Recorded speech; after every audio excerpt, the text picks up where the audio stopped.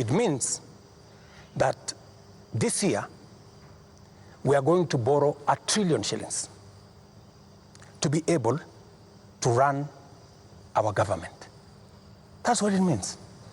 I have been working very hard to pull Kenya out of a debt trap. Mr. President. Let me just allow me, because you know, we need to contextualize this finance bill. It is easy, Joe. It is easy for us as a country to say, let us reject the finance bill. That's fine. And I have graciously said, we will drop the finance bill. But it has huge consequences. It means we will not confirm the JSS teachers, 46,000 of them. It means we cannot support our farmers with 2 billion shillings for us to make sure that farmers get a fair return of 50 shillings per kilogram. But are those the farmers that you sold fake fertilizers that now you're concerned about? Per kilo of their milk. It means we cannot sort out the coffee debts. It means we cannot support the cherry fund. It means we cannot sort out the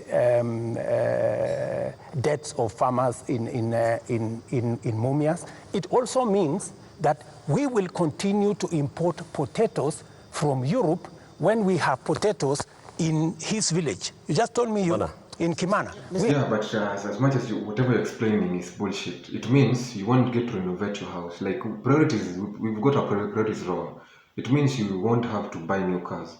It means you won't have to pay for your wife's upkeep. It means Gachagwa's house should not be renovated. It means the MP's salary should be slashed. It means your salary should be slashed. It means you should reduce your travels. It means you should reduce looting. Like there are other ways to recover that money, because you don't have to cripple the economy while you can cripple yourselves. Just stop overspending and we'll have the money to do all those things regardless. Because the finance bill was budgeted corruption. There were too much nonsense in that thing, that reasonable things. There was money for your wife, 700 million. There was money for the DP's wife, 500 and something million. There was money to renovate the state house, 1 billion. There was money allocated to your office, more than 4 billion.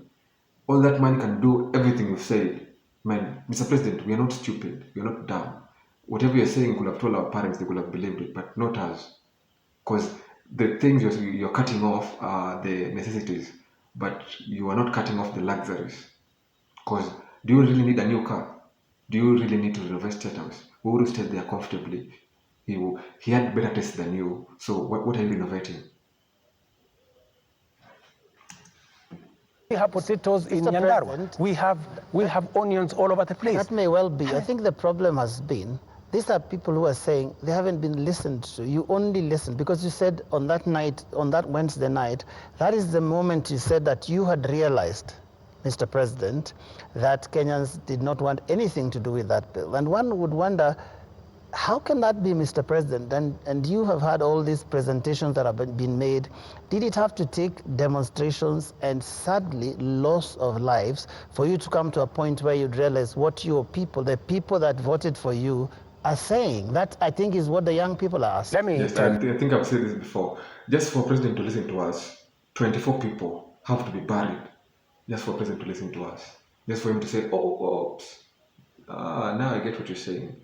24 people have to be 6 feet under. And I would like to hear what he has to say about that. Joe, members of parliament are representatives of the people. No. Elected. They are not fools. They are. And they are not mad. And I want to say, one day, Kenya will know that the MPs who voted yes are the true heroes of Kenya. Those are the people who saw the opportunity for us to unchain our country from debt trap and take our country to the future. Let me tell you, Mr. Joe. President, you can't gaslight us. The entire finance bill was it was budgeted corruption. was budgeted corruption. Anyone that signed that thing is a demon. Should go to hell. We miss them. We no. You could no. And I want to say this to the people of Kenya, that my plan was to make sure that in the next 3 years, maximum 4 years, we have a balanced budget, where Kenya is not the country where we are today. Let me tell you, gentlemen, and I want to tell the people of Kenya the following. We are in a very difficult financial position. This is something that the people of Kenya must understand, and that is why I am happy that we have a crisis. This crisis will help us be candid and speak to each other properly and contextualize where we are. We raised this year 2.3 trillion from our taxes. Of that 2.3 trillion, 1.1 trillion went to debt financing. 1 trillion went to salaries. What did we do? We had to go and borrow to pay the counties. We had to go and borrow to fund our education. We had to go and borrow to fund. Now, the funding gap we have done with the finance bill going down is that instead of borrowing 600 billion, we are going to borrow 600 billion plus 346 billion, that is close to $1 trillion. And let me tell you, my good friends, and I want us to be honest with ourselves. This is not how a country will get to a status where we are proud of our nation. This is not how we are going to grow. And that is why, Linus, this situation, this crisis is a very important inflection point that we can sit together, assess, let us agree. And I have no problem. Let us agree. Yeah. Do we continue borrowing? And let me give you the statistics. When in 2013, Linus, just allow me 1 minute, please, with a lot of respect. Okay. In 2013, the debt stock of Kenya was 1.8 trillion. For 10 years, that increased 5 times to 11 trillion, 10 point something trillion. We built a lot of roads.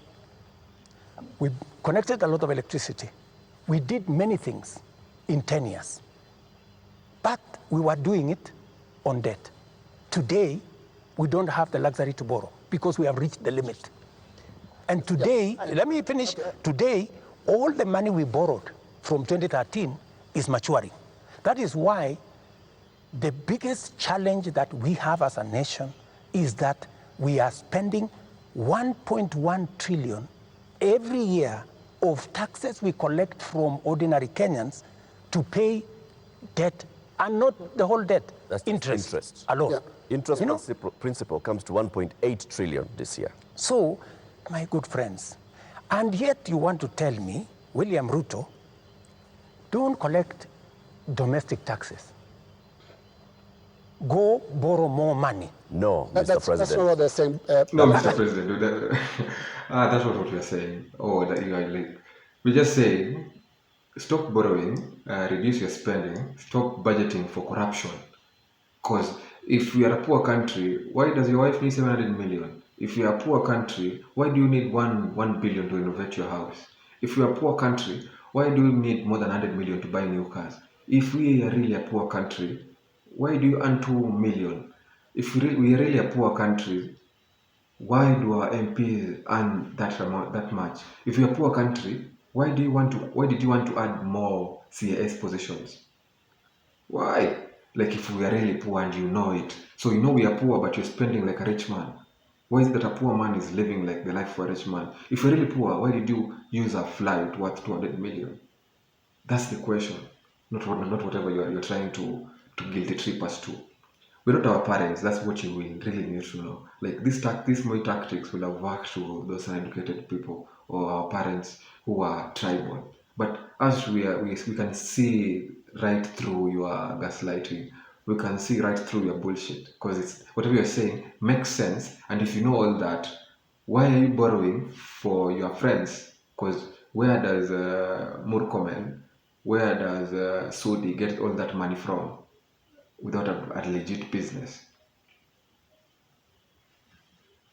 What is the alternative? Yeah, and I just wanted to come to one. No, what is the alternative? Just help me there. Yeah. Because there are only two things you can do. Either you raise money from taxes or you borrow, period. There is no magic here. There are Kenyans, Your Excellency, right now who do not listen to all that. Yes. They are not interested in that. That's okay, but that's the reality. But I need if you are not, if you do not want to listen to reality, Your Excellency, hang on, Your Excellency, because I need you to address a very important issue here, and that is one of a trust deficit. There are Kenyans who watch you, Your Excellency, and I don't know whether you are aware that they don't trust what you say. They don't believe what you say. Are you aware, Your Excellency, for example, that a lot of Kenyans increasingly don't associate the truth with you? That is your assessment, because you have never associated the truth with me from the beginning. No, there's quite a number of Kenyans. No, I mean, that is your assessment. We asked people before we came here this evening. Assessment. Yeah. And many of those that responded to me directly, and to even our platforms, on KTN News, on Spice FM, on NTV, on Citizen, and we were asking them, what question should we ask the president this evening? And the one thing that many of them were saying is, when will he stop lying? So it's not Linus. Can he tell us the truth this time? Let me say the following. Zaka is in a very, very tough spot, but he's handling it well.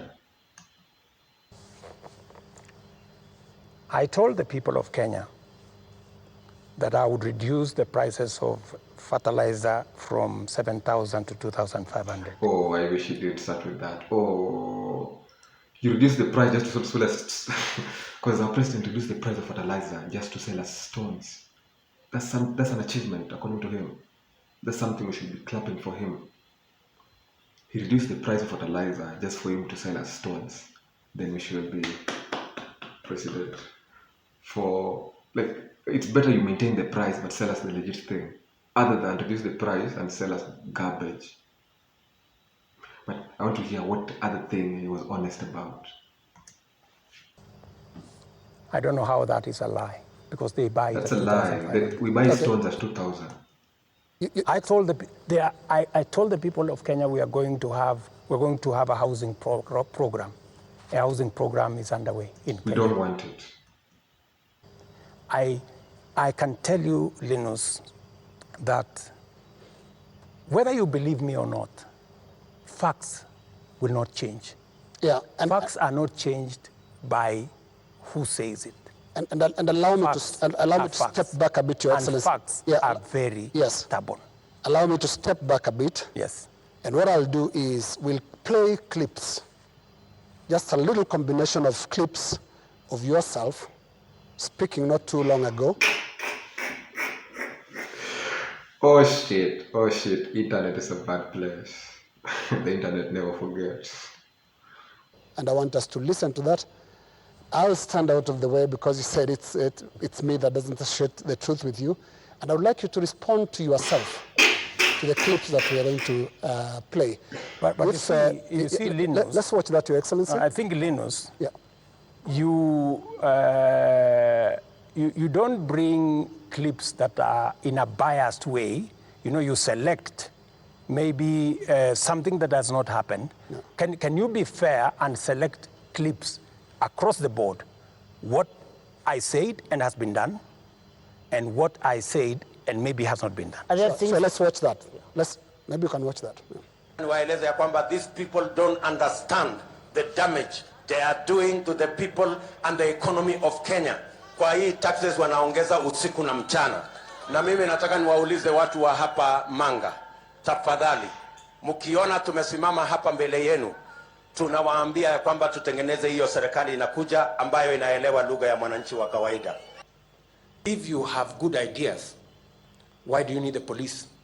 Why do you need blackmail? Why do you need intimidation if you have better ideas? Sell them to the people of Kenya.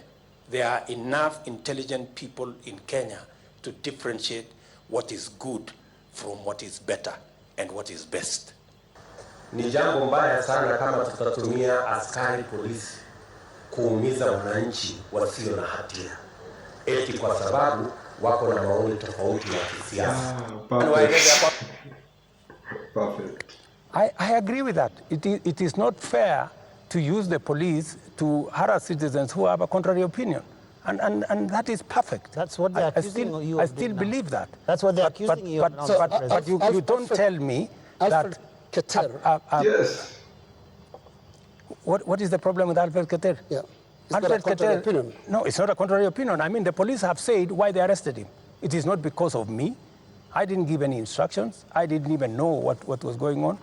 Let me tell you, Linus, I am a very clear-minded person on what I say.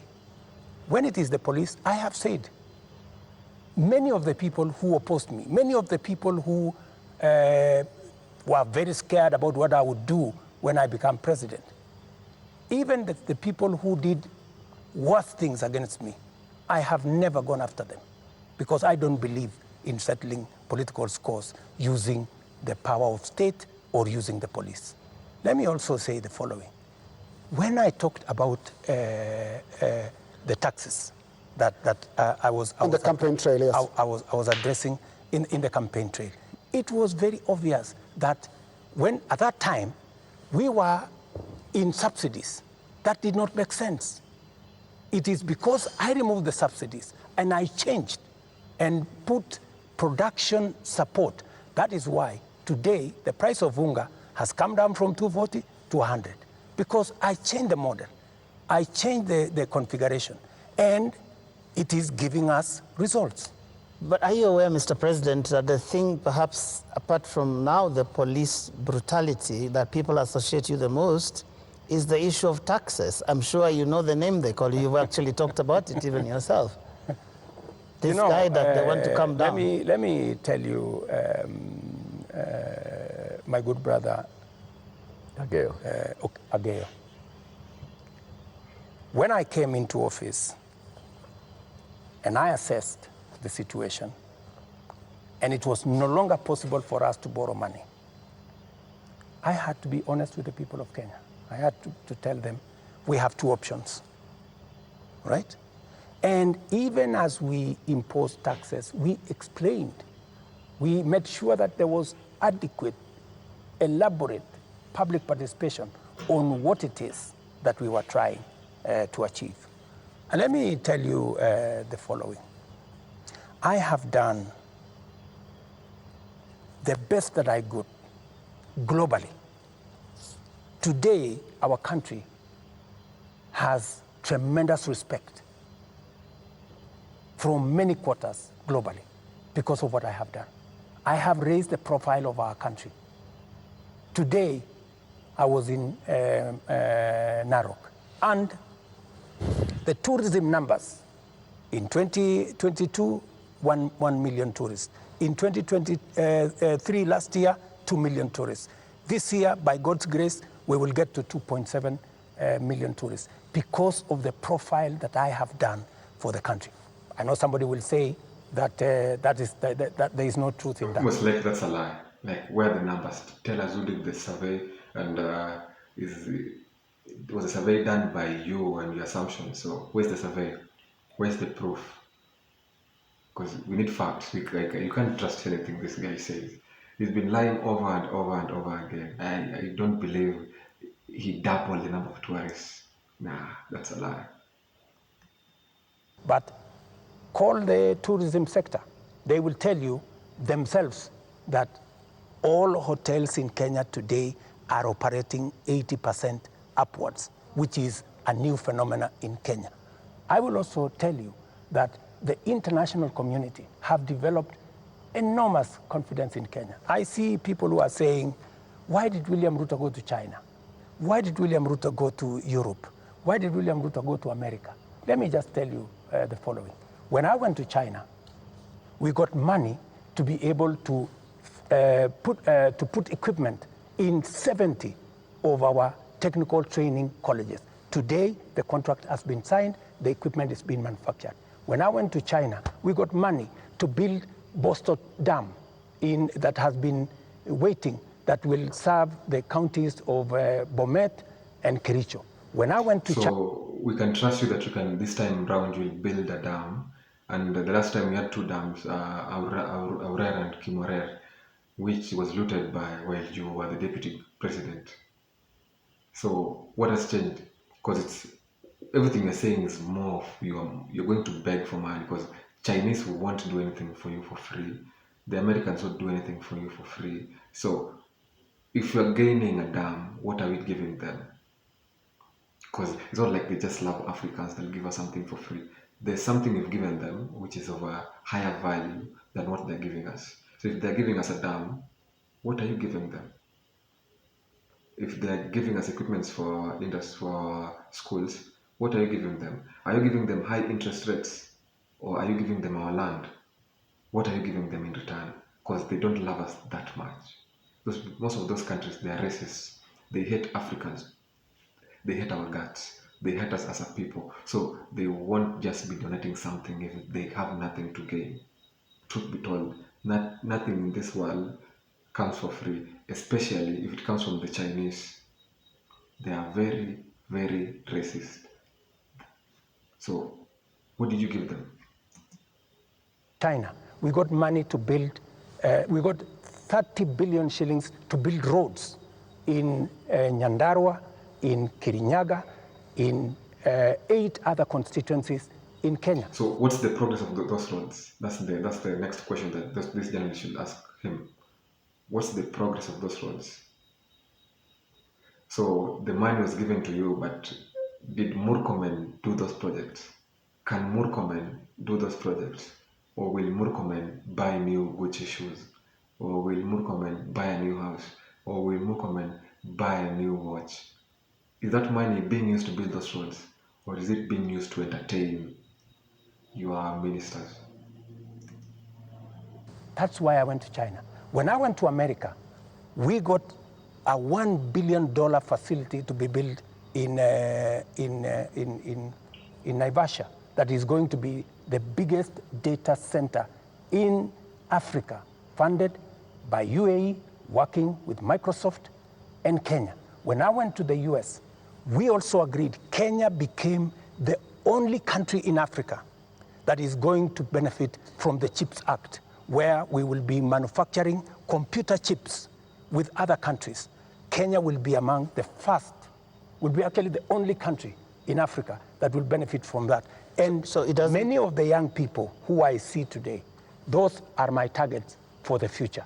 So it doesn't bother you that there's this tag on your head as a president who has overtaxed Kenyans, and that the sufferings that we are going through is because of excessive taxation that you have imposed on Kenyans? That is what I was asking about. You see, if I am called Zakayo, yeah? He looks mad. Because I have explained to the people of Kenya that the option we have is if we continue borrowing, we will go down the cliff. If that is what is going to take Kenya to be saved from a debt default, I don't mind being called Zakayo, because it is a sacrifice worth making. Mr. President, every morning on Spice FM, we have 4 hours of a talk show. And many times we ask people, even those who come to the show, to tell us what is it that the nation is saying when we are seeing people out on the streets. And many of them, even when we said that we were coming, you have invited us to come and have this conversation this evening, they said, tell the president that he's tone deaf. And we ask why and how. And they say, when William RUTO took over as president, he took over a budget of 3.2 trillion shillings. He went to Parliament and he said, Honorable Speakers, I believe that this budget is too high. We should cut it by 300 billion shillings. So you believed barely 1.5 years ago that you can run the country with 2.9 trillion shillings. Barely a few months, you went to Parliament and requested to spend 3.6 trillion shillings. This year you went to Parliament and initially requested to spend 4.2 trillion shillings. And what do they see in return? They see extravagance in government. They see a government that is pushing gung-ho to employ new people called CASs. They see a government that is purchasing new motor vehicles and trips that are extravagant. They see opulence with those that are close to the president appearing in public carrying wads of cash. They see condescending attitude from those who serve in this government when they're asked, why are you spending? And they respond the way they respond. Your advisors speaking the same. And so they see a government where the president is telling people, we are going to live within our means. We are all going to tighten our belts. We have austerity. They end up with their children not going to school because for months, JS teachers are on strike. They end up with, right now, 91 days where clinical officers have not been to work. 91 days, Mr. President. We ended up with intern doctors going on strike for weeks because the government says it has no money. We end up with people going to the hospitals and there's no medicine. We end up with people who are being told that we don't have money to pay salaries, or we don't have money to pay salaries and also having development. Yet, they see all this extravagance and opulence from those in power. You are tone deaf, Mr. President, that's what they say. Well, I guess that's why we must have a conversation. That's why we must have a conversation. And I'm very happy for us to have this conversation so that we can put the facts on the table and we can all of us make a decision. But let me tell you the following. I've listened to you, and let me also tell you that today, the universities, which were almost closed, they had debts of 60 billion shillings. I have enhanced their budget by 40 billion shillings, the universities, because education to me is very important. It is the greatest equalizer. Today, the universities can confirm to you, and I was sitting here with the vice chancellors, that I made the right decision because we are funding the universities better. Let me also tell you, I took the decision to hire additional teachers, 56,000. It has never happened in the history of Kenya. Why? Because education is the greatest equalizer. Many parents in rural Kenya take their children to schools that have no teacher. And we are disadvantaging them. The children of the poor get the worst form of education. They have no chance. I decided. But Mr. President, if you're so passionate about education, then the 1 billion you are using to renovate State House, how many schools can it build? How many teachers can it employ? How many school buses can it? How many universities? Because a billion is enough to build an entire university. So if you can use that to renovate a house that is perfectly fine, then your priorities are wrong. Whatever you're saying, no one will believe it. I think what the biggest influx, why people hate this guy, is because he says very creative, very decent, very logical things. But now, after this speech, you look at what he does exactly the opposite. Because I believe that a billion can do a lot. A billion shillings can do a lot. A billion can build a university, first-class university. A billion can build many schools. A billion can build a good hospital with good machines and good doctors. So if you can use that just to renovate a house that is perfectly fine, if you can use more than 100 million just to buy new cars and your cars are okay, then where are our priorities as a country? Because I said it is bottom up. I decided that I'm going to put more money in making sure the child of every Kenyan has an opportunity to be their best by giving them the correct education. I decided that I am going to put money in farming. The first year, I put 10 billion shillings in fertilizer subsidy. Yeah, those the fertilizers that your guy sold as stones. Is that something you're proud of? So the 10 billion got back to your pocket, because the 10 billion really didn't. It made it worse for us. It would have been better if you wouldn't have funded it, but we would have gotten the real thing, because we bought the subsidized fertilizers, which the government had spent most of our tax money. We also put in our money just to buy stones. So is that something you're proud of? Is that something that we should be clapping for? That you subsidize something, we also spend money on something that made our farms worse, and we should be clapping for you. What would have 10 billion done if it was allocated rightly? A program that had been scrapped for 5 years. The difference is obvious. Today, by God's grace, we have a harvest. The prices of food commodities has come down. Day before yesterday, Latif, there was a release of where we are with inflation. Inflation in Kenya is now 4.6%. When I came into office, it was 9%. Inflation coming from food products. It was reported not by me, by the institutions that are charged, 4.6%. We have, where I have invested money, I can account for it. Right. And it is making a difference in the lives Their of concern many. is on extravagance in government. I will come to opulence in government. on opulence and extravagance. Every trip I have made, I have not made any trip outside Kenya to go and do things that are of no benefit to this nation. No, Mr. President, you make those trips to go and beg for money. So as much as you are saying you want to remove us from the debt crisis, every trip, most of the trips you go, you dig us deeper into the debt burden. Because you're going to, basically, you just a guy, an African guy who was dressed nicely, going to beg for money, using our poverty as an excuse, saying that those people are poor, we don't have food, kindly help us, kindly give us a donation, kindly give us a loan. So how does that help us? Because you're just taking more loans and more donations that will never reach our country.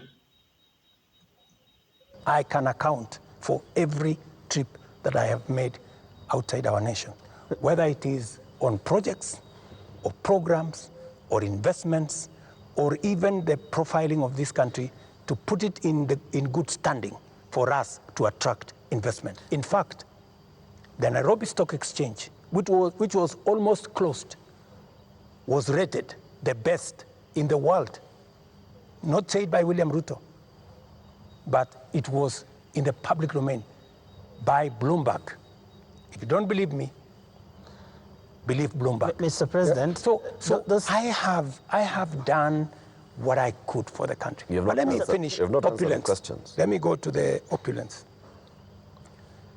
And let me be very clear that the display of insensitivity is a statement that has come to me, and is a sentiment that has come to me, and you will see something very different going into the future, whether it is coming from my staff, whether it is coming from this office. And I know people have raised issues of CAS, for example. I deliberately, even after Parliament had approved the position of CAS, I have not appointed any CAS because I realized that we were in a situation that we could not. And no CAS will be appointed until we have an economy that can support more opportunities.